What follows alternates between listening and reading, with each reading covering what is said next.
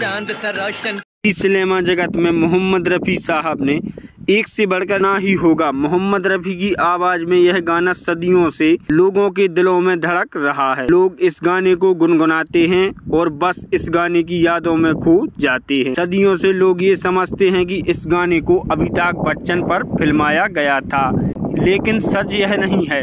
इस गीत को पर्दे पर गाने वाले कलाकार गुलशन बाबर थे। वहीं गुलशन बाबर जिन्होंने हिंदी सिनेमा के लिए कमाल के गाने लिखे हैं, वह इस फिल्म में छोटा सा रोल कर रहे थे। आप ये जानकर चकित होंगे जब आपको ये पता चलेगा कि ये गाना रिकॉर्ड हो चुका था, लेकिन उसके बाद फिर से मोहम्मद रफ़ी ने एक बड़ा फैसला लेते हुए फिल्म के सुपरहिट गाने को दोबारा रिकॉर्ड किया। उनके इस फैसले से सब हैरान हो गए थे। क्यों किया था वो फैसला, आज हम आपको बताएंगे। चलिए दोस्तों, तो वीडियो शुरू करते हैं। सलीम खान और जावेद अख्तर ने लिखी थी जंजीर की स्क्रिप्ट। 1970 के दशक में म्यूजिकल फिल्म ही आ रही थीं, लेकिन लड़कियां राजेश खन्ना की अदाओं और धर्मेंद्र की पर्सनालिटी पर फिदा हो रही थीं। ऐसे माहौल में निर्देशक प्रकाश मेहरा ने जब पहली बार निर्माण बनाने की सोचा तो सलीम खान और जावेद अख्तर उन्हें एक ऐसी स्क्रिप्ट दी जिसमें हीरो गाना नहीं गाता, रोमांस नहीं करता और तो और वह कॉमेडी भी नहीं करता। क्यों कुल मिलाकर उसके चेहरे पर कभी हंसी आती ही नहीं थी। ये उस दौर में बॉक्स ऑफिस के चलन के एकदम खिलाफ था। उस पर से अमिताभ बच्चन का सीधा और गंभीर युवक वाला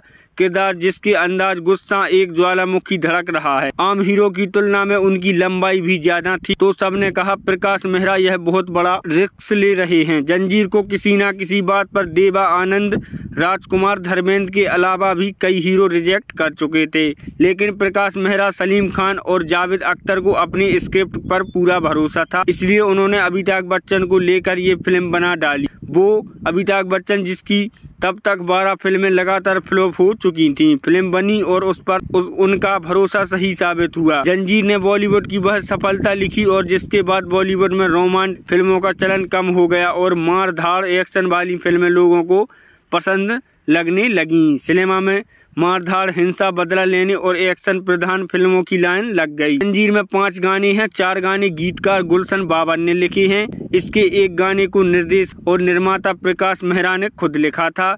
सुपरहिट फिल्म के लिए कल्याण जी आनंद जी ने अपनी सुरीली धुनें बनाई थी, जिन्होंने दर्शकों को दीवाना कर दिया था। दीवाना है दीवानों को ना घर चाहिए, इस गाने को पर्दे पर खुद गुलशन बाबर हारमोनिया बजाते, गाते और नाचते दिखाई दे रहे के साथ साथ एक्टिंग का भी बहुत शौक था और वह कई फिल्मों में एक्टिंग कर चुके थे।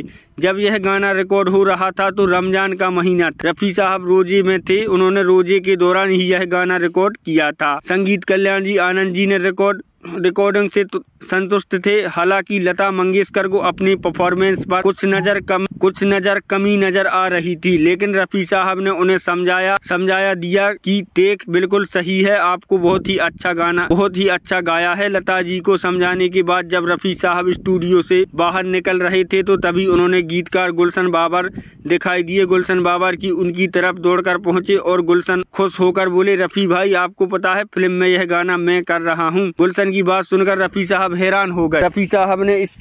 रफ़ी साहब इसलिए हैरान हुए क्योंकि गुलशन बाबर बेहद ही मस्त मौला आदमी थे। वह हमेशा ऐसे कपड़े पहनते थे कि लोग उन्हें गीतकार कम और कॉमेडियन ज्यादा समझते थे। उनके मस्त मौला अंदाज और हंस मिजाज के कारण उन्हें कई फिल्मों में छोटे मोटे रोल भी मिले। रफ़ी साहब को अपनी बात पर परेशान होता देख गुलशन बाबर बोले, भाई क्या बात हो गई, आप परेशान क्यों हो रहे हो? तो रफ़ी साहब ने गुलशन जी से कहा, आपको पहले बता देना चाहिए था कि ये गाना आप पर फिल्माया जाना है। मुझे लगा कि यह गाना अमिताभ बच्चन पर फिल्माया जाना है, तो मैंने अमिताभ को ध्यान में रखते हुए गा दिया। खैर कोई नहीं। यह कहते हुए रफ़ी साहब तुरंत स्टूडियो पहुंचे और आनंद जी को पूरी बात कर फिर से रिकॉर्डिंग के लिए तैयार कराया।